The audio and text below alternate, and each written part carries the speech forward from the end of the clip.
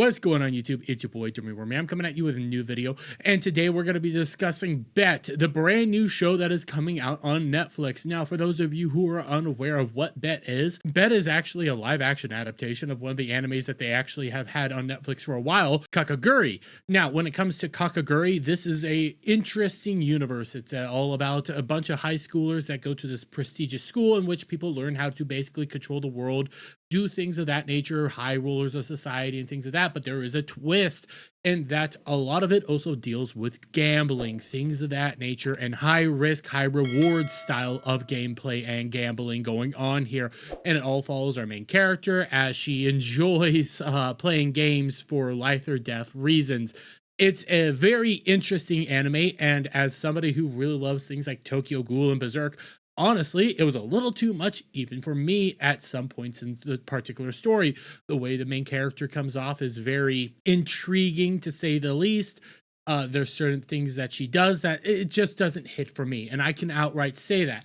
But when it comes to Kakegurui, this isn't actually the first time we've had a live action adaptation of this hit anime series. In fact, back in 2018, we had Japan doing live action version of this hit anime series. And this is a perfect example of Netflix taking something and completely Netflixifying it. Whereas when Japan did it, they did it with a sense of reverence and fully knowing that they can't get every little detail right. They still at least attempted to do something correctly. Because I'm going to take you over here to It's a Gundam real quick, and I'm going to show you two, well, Netflixifications done in the actual anime itself. And we come right over here to these characters. Yeah. So here's one of the main protagonists within the actual series itself. She starts off as an antagonist and slowly becomes one of the buddy buddies. It is what it is. But here she is in the anime. Here she is in the Japanese live action. And here she is in the Netflix adaptation. And then we have this one where in the anime, he's this. In the Japanese, he's this. And in Netflix, he's this. Now, mind you, this is actually supposed to be our main protagonist. Outside of the female, this is one of the people that we tag along with, and we are the observers through him.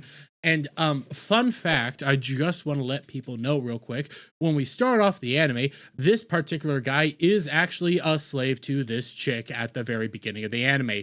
So I wonder how they're going to do that. But moreover, it's not just race changes that Netflix has drastically gotten wrong. It's other small key details that they just seem incapable of doing. One is the actual feel and emotion of the particular show itself. When it came to the actual trailer, it felt more like a CW high school adventure, where when it comes to the anime, it's more of a drama, high stakes, high reward. I bring up things like Tokyo Ghoul and Berserk because there's a lot of unsettlingness to it. For crying out loud, there's an entire game about whether or not somebody is going to cut off their finger. What if you lose, you're going to have your fingernails removed. And there's a chick that gets off at the idea of potentially losing her life at a game of Russian roulette to the main female protagonist. Yeah, there's some really unsettling things within the actual anime itself that even I found just awkward. But back to the whole Netflixification of it all I really have to do outside of the race changes, outside of the feel of the actual show, outside of all that, is go to one particular character. This is Kiari. Kiari is one of the high-ranking individuals at the school at the time. She is an individual that actually is in charge of their student council, and she basically runs the school.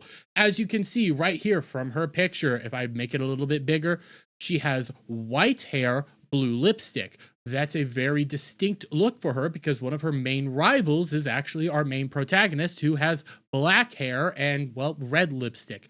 They're supposed to be the yin and yang. They're the opposites. They're people that counter one another, as in they're also both really good at the games that they play, and they always win.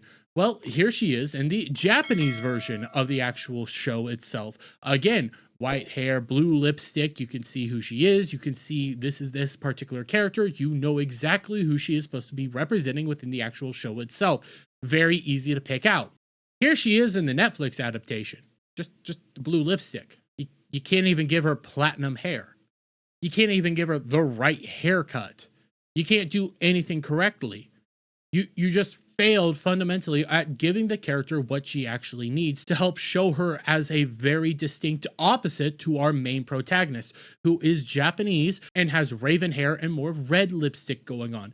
They were supposed to be the counterparts. They were supposed to be the yin and the yang. They were supposed to counterbalance each other while at the same time being very equal to one another. That was very appealing to each other's aesthetics going on there. And you can't even get a small factor such as white hair correctly within the actual show that you are coming out with.